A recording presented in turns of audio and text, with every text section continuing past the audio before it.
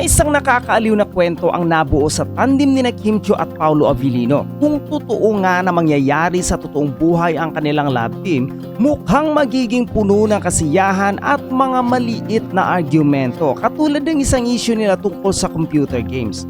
Ang pagsalang nila sa lie detector test ay nagbigay daan sa isang funny at candid na conversation na sumikat sa social media.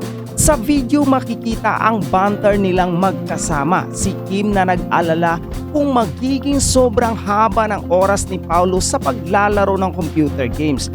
Habang si Paolo naman ay tila nagbibiro na hindi basta-basta matitinag ang kanyang passion sa gaming kahit na ito'y umabot pa sa 16 na oras. Ang humor at warmth na ipinakita nila sa isa't isa ay nagpapakita na hindi lang sila magka-love team sa harap ng kamera, kundi may genuine na pagkakaintindihan rin.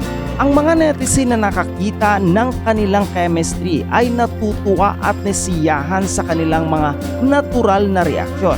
Para kay Kim, tila okay lang na mag-gamer si Paolo basta may balance lang at hindi umabot sa punto na magiging deal breaker ito sa kanilang relasyon. Ang sagutan nila tungkol sa 12 at 16 na oras ay parang cute na way lang ni Paolo para subukan ang pagtitimpi ni Kim. At dahil sa kanilang alaan at tuwaan, nagbigay aliw ito sa mga tagapanood.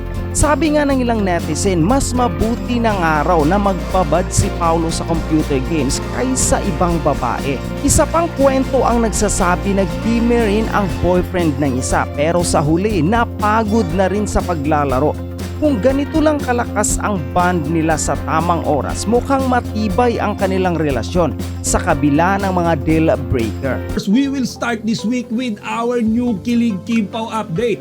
At simulan nga natin yan mga kachika dito sa ginawang pagbisita ni Kimi at Paolo sa no other than Los Angeles, California. And I'm telling you mga kachika, 9 screenings, okay, yung binisita nila dyan. Kaya naman yung mga kababayan natin talagang uumapaw yung kilig nila lang. To be honest mga kachika, feeling ko hindi lang mga kababayan nating Pinoy Kasi feeling ko, pati yung mga kasama nilang foreigners, talagang nung nakita si Kimi tsaka si Paolo, iba yung pakiramdam nila. Kaya nga pati yung mga nag-i-interview, di ba, yung mga host doon sa event tsaka mga talks, interviews na tinan ni Kimi at Paolo ay kinilig din. Upon looking mga kachika, the videos and pictures, makikita natin na talagang marami rin yung mga nagpa-black screening sa USA. Kumbaga, definitely malakas talaga ang Kimpaw sa parteng US.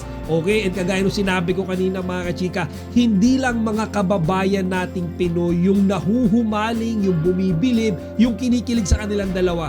Kasi even the foreigners, mga kachika, yung siguro yung iba jowa or asawa, di ba, ng mga fellow natin Pilipino or mga kababayan dyan, talagang naisasama nila mga kachika para mapanood yung My Love Will Make You Disappear sa mga sinihan. Kaya nakakatuwa mga kachika, yung mga Q&A talagang ang daming nag-aabang. Hindi lang yung mga nandoon, di ba, personal sa site, pero pati tayong mga nanonood online nasa bahay lang mga kachika, talaga namang excited na excited.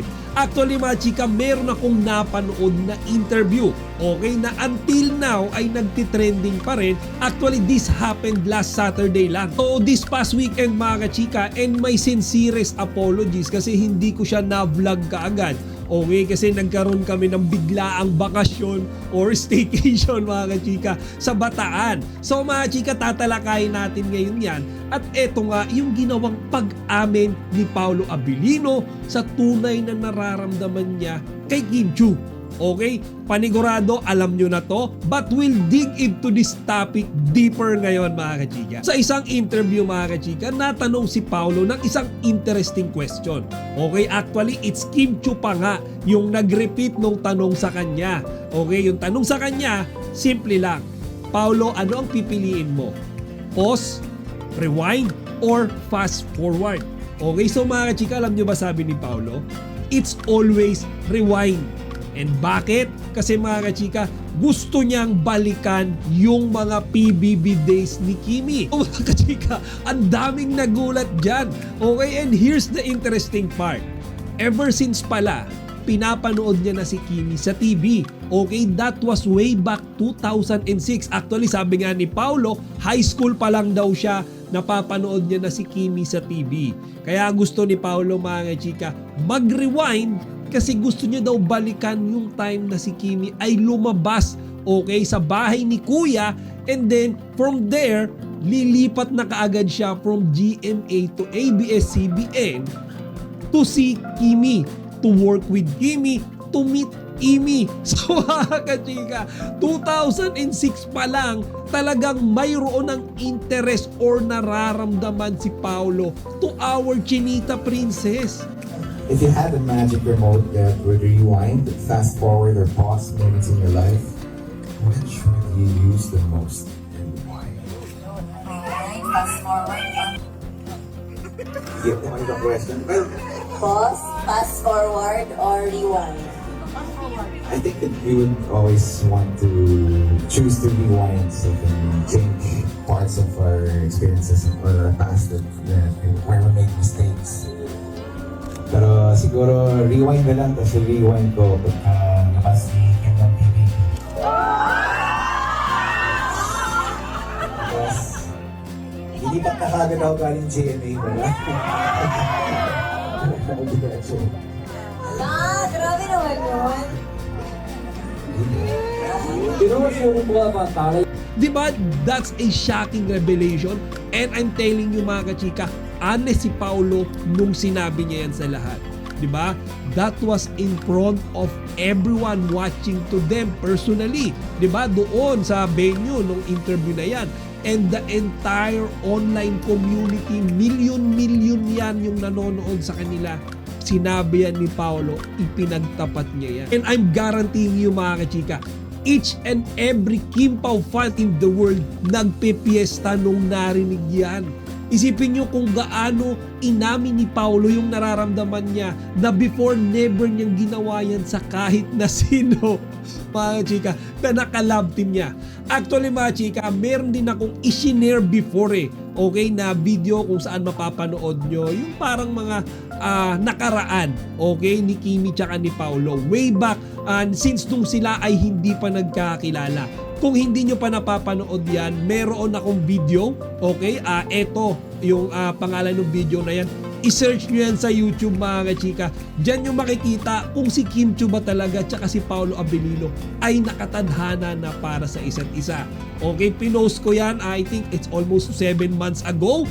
Pero nagmamanifest na mga chika. Ito na yung pinakahihintay natin. Nangyayari na siya unti-unti. So nakakatuwa mga kachika.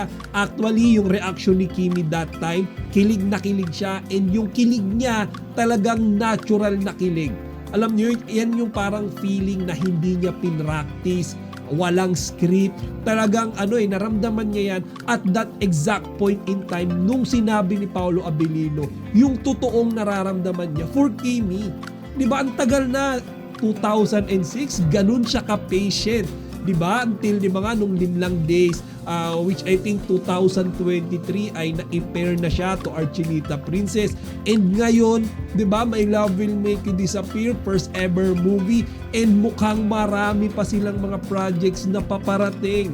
Diba? So mga chika, it's really nice to know na nangyari ito, and nanglaman natin ito, of course, it came directly from Paulo's mouth. Diba? Hindi doon sa bibig or chismis ng kung sino-sino mang mga fake news, diba, sa social media. So ito mga chika, real news kay Paulo mismo nang galing. So nakakatuwa. Actually, hindi ko lang siya na-vlog kaagad. Pero ako personally, nung pinapanood ko siya online, gustong-gusto ko na siya i-vlog Diba? Nagkataon lang mga chika, hindi ako makapag-internet, diba? Doon sa location ko sa Bataan. So mga chika, bukod dyan, another Kim Pao update tayo of course. And tungkol naman ito sa pagiging supportive, okay, ng pamilya ni Paulo Abilino for sa movie nung kapatid nila at ni Kim Chiu. So mga chika, madalas kasi diba, nakikita natin na family ni Kimi, okay, yung full support sa Kim Pao, diba? Madalas yung ate Lakam niya, di ba? Yung kanyang mga pamangkin. There's Twinkle, di ba? And then yung mga brothers ni Kimi na talagang makikita natin, mga chika, nagpapapicture pa nga sila, di ba? Sa tabi ni Paolo Abilino. And even Kimi's father, di ba? Merong picture, nagtitrending kasama ni Kimi, si Paolo at yung papa niya. Okay, so mga kachika, kahapon lang, labasan sa social media yung mga larawan kung saan makikita naman natin yung family sa side ni Paolo. Okay, isa sa una kong picture na nakita ay yung eldest sister nila. And I think her name is Honey, mga kachika. So panganay to, okay, sa kanilang magkakapatid. Nakikita naman natin dyan, mga chika, talagang kawig ni Paolo. And then kasama nga rin ng ate niya na yon yung mga pamangkin ni Paolo and her husband. Okay, so yung asawa ng ate niya. So makikita natin, mga chika, talagang full support. Okay, yung ate ni Paolo sa kanila ni Kim Chiu. And then meron din doon, mga chika, kasama nung ate Honey niya, okay, yung isang brother ni Paolo na si Gab. Actually si Gab, mga kachika, even before, okay, nag-release siya ng kanyang statement habang siya ay nag-online stream, sinabi niya, no, na talagang botong-boto siya kay Kimi, okay, para sa kuya niya. So technically, dati pa, sinusuportahan na ni Gab, okay, yung relationship ni Kimi tsaka ni Paolo. And lastly, mga kachika, I think ito yung bunso pero please correct me if I'm wrong. So yung pinaka-bunso or pinaka-bata, okay, kila Paolo sa kanilang magkakapatid is si Angela Abilino, or I think nickname niya is Angel. Okay, and nakikita rin natin dyan, mga kachika, sobrang ganda niya. Diba? Sabi nga nila parang ano daw to parang girl version ni Paolo. Sino bang hindi matutuwa dyan, mga kachika? Kitang-kita nyo, diba? Kumbaga kung gaano ka-welcome si Kim Chiu sa Abilino family. Okay, so actually sabi nila, hindi ko lang nakita yung exact picture. Basa ko lang sa mga comment section na yung mami ni Paolo, mga kachika, ay nanood din sa sinihan ng May Love Will Make You Disappear. Okay, siguro hindi lang siya naispatan ng camera, or ako hindi ko lang siguro nakita sa social media, mga chika. Pero most likely ay kasama daw siya nung mga kapatid ni Paolo. Kaya, mga chika, dyan natin makikita, mukhang botong-boto talaga ultimo yung parents ni Paolo kay Kimi, okay, para doon sa anak nila. Kasi madalas nakikita natin, di ba, yung lagi yung family ni Kimi nagsasabi, di ba, na botong-boto sila kay Paolo. Di ba, nakikita natin sa mga videos, pictures, lagi Chiu family yan. So this time, mga chika, naglalabas na naman yung family sa side ni Paolo at nakaka-excite yan. Sana nga, mga chika, sana lang hopefully, magkaroon ng chance na makapagpa-picture, okay, yung pamilya ni Paolo, okay, together with Kim Chiu. Yan ang hinihintay ko, mga kachika, kasi pag dumating yung time na nangyari yan, sunod na picturean dyan, mga chika, alam nyo kung ano, yung pamilya ni Paolo Abilino, yung pamilya ni Kim Chiu magkasama, and then nandoon si Kimi tsaka si Paolo sa gitna. Okay, kasi mga chika, nasa altar na sila doon. So wedding pa picture na pala yun.